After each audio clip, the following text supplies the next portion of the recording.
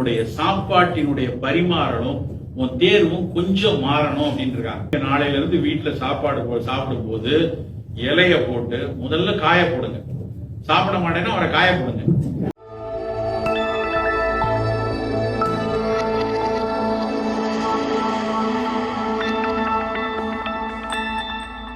நாற்பதுகளை ஒட்டி நம்ம உணவை தேர்ந்தெடுக்க வேண்டிய கட்டாயத்தில் இருக்கும்போது அதற்கும் நம்ம மரபையும் அறிவியலையும் கொஞ்சம் முற்று பார்க்க வேண்டிய ஒரு கட்டாயத்தில் இருக்கிறோம்.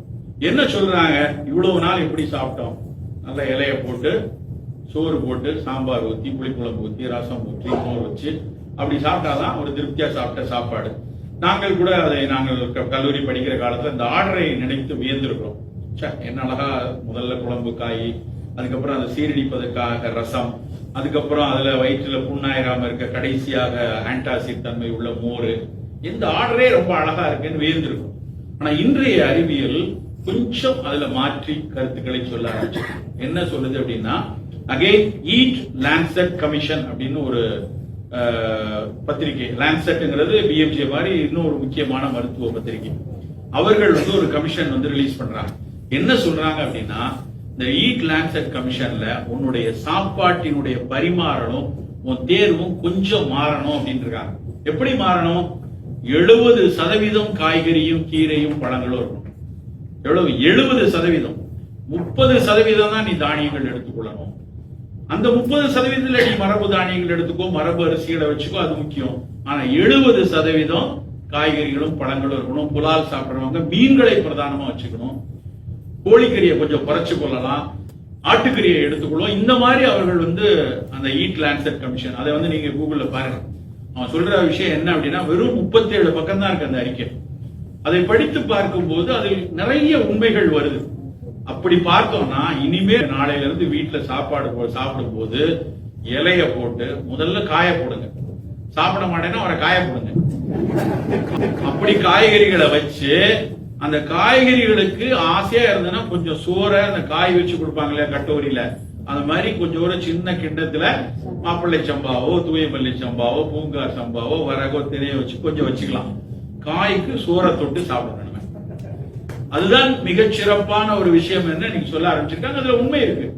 சரி, இப்படி காய்க்கு சோறை தொட்டு சாப்பிடுறது எப்படி சார்? நான்லாம் சாம்பார் ரசம்னு ஊத்தி பசிச்சு சாப்பிட்டு தானே பழக்கம். இது எப்படி சார்னா, அதே பீன்ஸ் பொரியல்ல சாம்பாரையோ மீன் குழம்பையோ புளி குழம்பையோ ஊத்தி பசைஞ்சு உருட்டி சோறை சொல்லி சாப்பிடலாம்.